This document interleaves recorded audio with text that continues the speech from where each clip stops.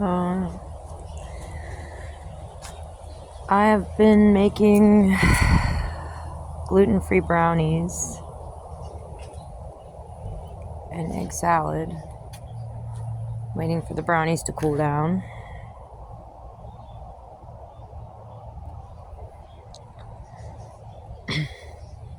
These tomato plants are pretty funny. I took some seeds. I gutted some seeds out of a tomato that I bought at Walmart and threw the seeds out here into these pots that initially had some herbs growing in them. And I also replanted some ginger that was drying out in my kitchen, and I didn't want it to totally die, and it started coming back.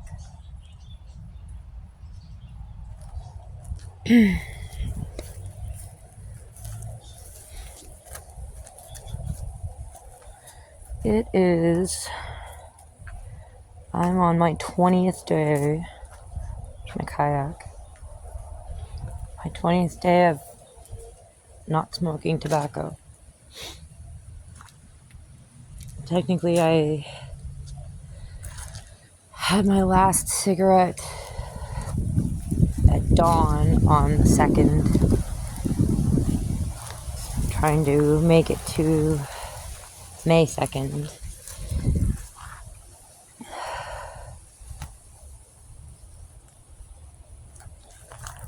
And then I was thinking about letting myself have one as a reward for making it through a month.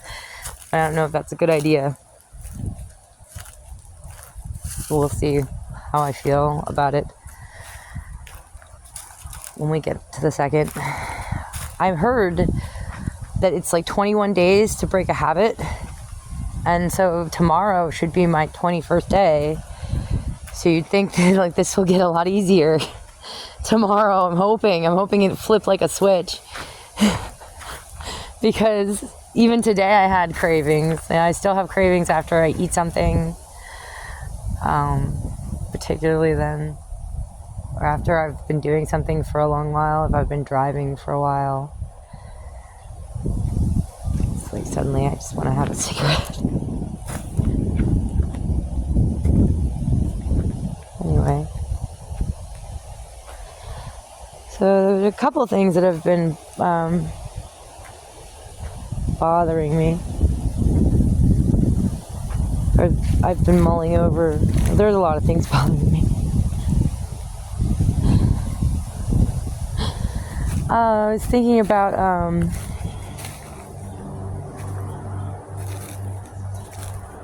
fairy tales and Prince Charming's.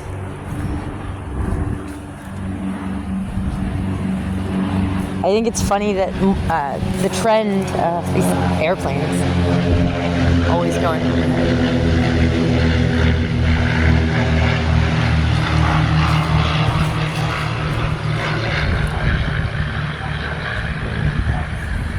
So,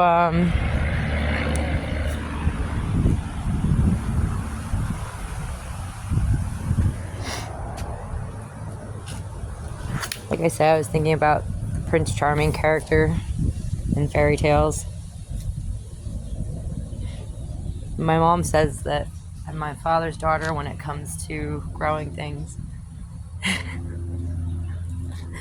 He was a farmer, so apparently she couldn't even make starters, pre-started plants. She couldn't get them to grow. They'd all die on her, she said. But my dad could just throw a handful of seeds into the soil and they'd have more fruit than they knew what to do with.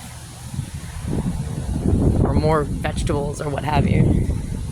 So apparently I have my dad's green thumb. This one already has some, I don't know if you can see them. Yeah, little yellow flowers. They'll be tomatoes. From Walmart tomatoes too. I love how it's growing out of the ginger. I love nightshades. I love the way they smell. Sometimes I put the fresh leaves on like my sandwiches and stuff. These taste actually, in my opinion, they taste good, the leaves, tomato leaves. Anyway, deadly nightshades are good. Right, so Prince Charming figure. You have to wonder like, how much, I don't know, what is he really there for? I was trying to break down like, what is he there for, Prince Charming? What is he supposed to do? I think I heard Jordan Peterson say at one point, you know, he stands for an aspect of our own psyche, I guess, meant to come along and save us. I guess the more rational part of us meant to save us from our emotional selves or something along those lines. Yeah, I can see that. I can definitely understand that to some degree. Although I worry about like becoming, you know, taking that to a level where it's like Dr. Spock. Some nonsense.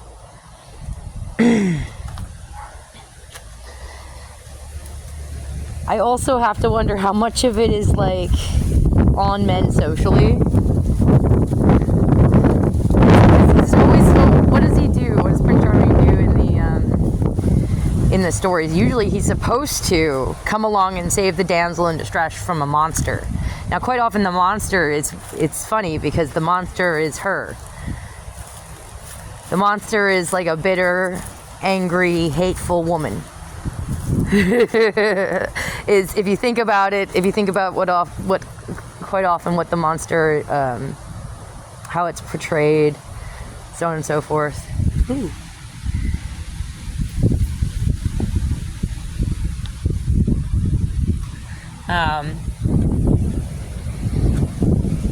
So it would seem that it's Prince Charming's job to come along and save the young, sweet girl from becoming a bitter, angry, hateful woman. Because that's a monster.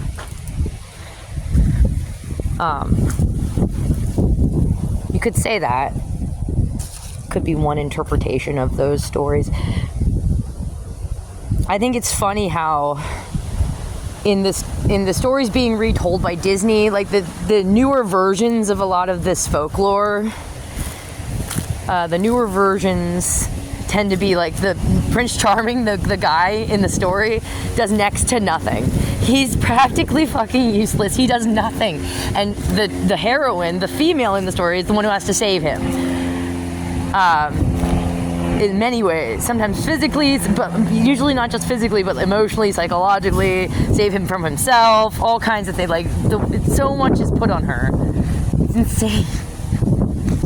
It's like, it's not enough, oh no, that we're going to be the moms and, you know, again, bear the kids and feed the children from our bodies and rear the children. We'll be the primary caregivers to a bunch of little brats that will run around screaming at us and so on and so forth. It's like, that's not enough. No, we have to save the men from themselves as well. Well, they do, I mean, they're useless, they do nothing. Hi, buddy. I love you, bud. Hi, handsome. You're alright, buddy.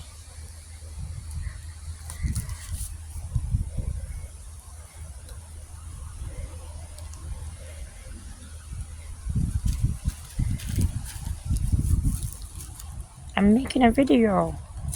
Precious. My hands are getting old. Good thing I'm not, though.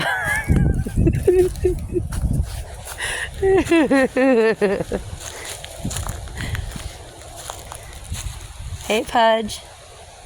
Floyd boy.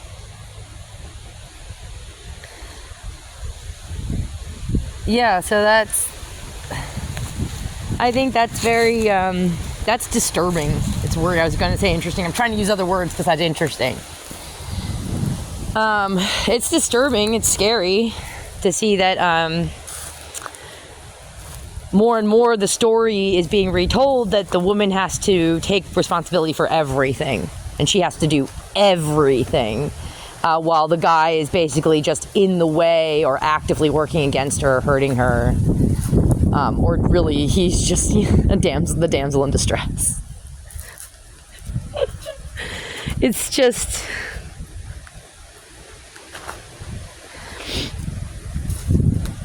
And then I was also thinking about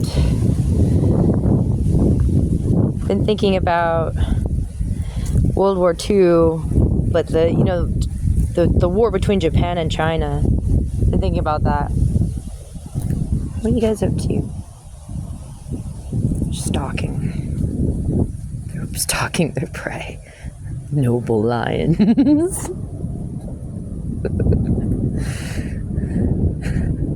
I was thinking about the brothels that the Japanese government set up in China when they invaded China and basically kidnapped a lot of Chinese women and girls, really, within a certain age range, starting, I think, probably, I heard some of the younger ones were at least 10, 11, 12.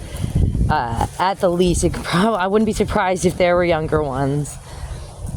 And then, women all the way through up into their 30s, maybe even 40s. If you were attractive enough, they nabbed you and they forced you into a brothel where the Japanese soldiers could come and forcibly have sex with you, essentially in exchange for food, maybe a little bit of food. And it was you either take the food or you're probably they're gonna have sex with you anyway. So it was pretty much rape. So I said this, sort of made an example out of a guy, this doofus of a guy who was hanging around my apartment over the summer. Not in my apartment, but the apartments near my apartment. He was friends with the people living next to me on both sides, and so he would be hanging around outside my apartment all the time, and he rubbed me the wrong way. He was a total ass. So I took him apart with my words one day, because he had this sort of chivalrous ideal about himself, you could tell, even though he's a total scumbag and a liar, just an all-around dick. And so I explained to him how thousands and thousands of men raped thousands, maybe hundreds, maybe thousands of women to death in those brothels, by force. They raped girls, really. And a lot of those women, they didn't make it out of those brothels alive. They just were raped to death. They were forced to have sex with ridiculous amounts of men in a very short periods of time. So, it's just awful. And so what I had to point out to this dude is that, thousands of men engaged in that, and they weren't all just the bad guys in Japan, right? And I said, this is not a statement about race either. Things similar to this have happened with every race, all right? So I don't want to hear that, it's not a statement against Asian people, Japanese people, or Chinese people. White people have done this too. Black people have done this too. Latino people have done this too. I don't want to hear the bullshit. Arabic people have done this. Forcibly raped women to death, all right? Gang raped women to death. This is essentially what was going on here, only it was sanctioned by a government. Mass gang rape is sanctioned by a government. It's essentially what was happening in World War II. At the same time, they were gassing people in the concentration camps. Over in China, they were also gang raping women to death in brothels. Kidnapping them off the streets and forcing them. So, the thing is that a lot of those dudes, those thousands and thousands of men that engaged in doing that, they weren't just all the bad guys in Japan. They were dudes who were raised like every other guy. They were told, it's wrong to do this to a woman. It's wrong to forcibly have sex with a woman against her will. It's wrong to have sex with young girls who are significantly younger than you, who are underage. It's wrong. This is wrong stuff. If you're not married to her, if you're not making an honest woman out of her, it's wrong. You shouldn't be doing this. If they're kidnapped, if they were stolen on their way home from school or something, or when they went out to the corner store to get some bread and brought here against their will, it's really wrong for you to have any kind of a sexual relationship with with them. They knew all that, you know, they understood that. They were raised properly, or properly enough. They were raised like any of you guys out there, most of you, you know? So why did they do it?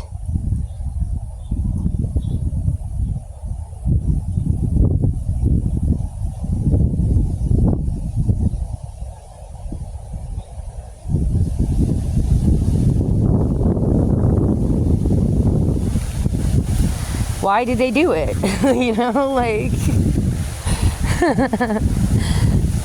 these weren't all just like the most evil guys in Japan. These were just, you know, thousands of soldiers. They're typical guys. Some of them, I'm sure, were some psychopaths and sociopaths, but like a lot of them were just your everyday guy, you know, like your husband, like your brother, your father, your son, your dude cousin, you know, like, why'd they do it?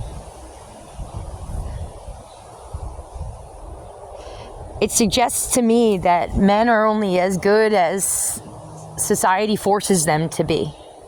And for that period of time in history, a window of time, civility and morals and ethics were suspended by a government because they felt they could do so because they were at war.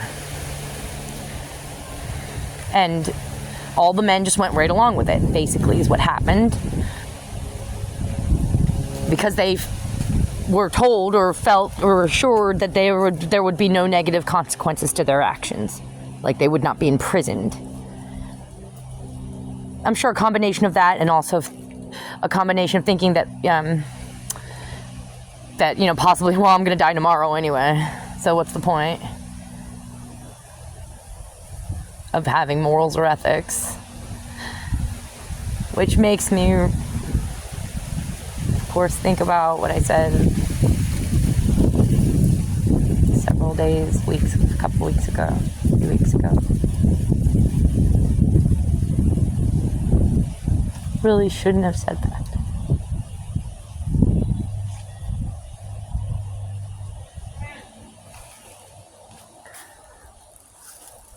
So, anyway, yeah. There's no such thing as Prince Charming, is there?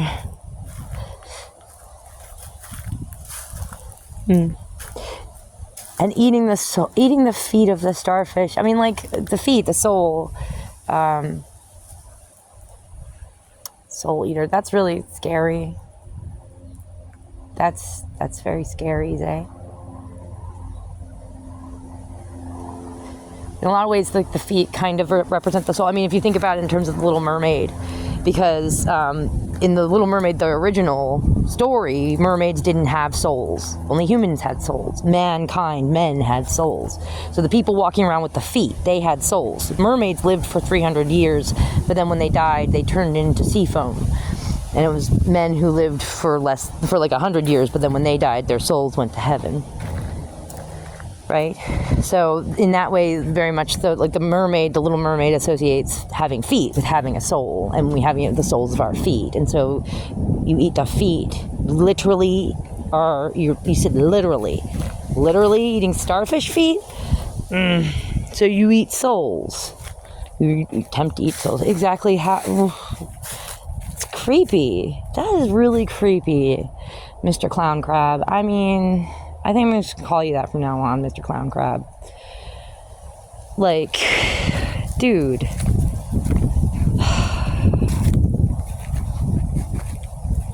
Well, I'm keeping mine.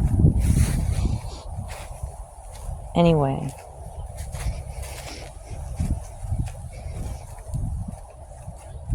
You know you're a creeper, right? You gotta know that.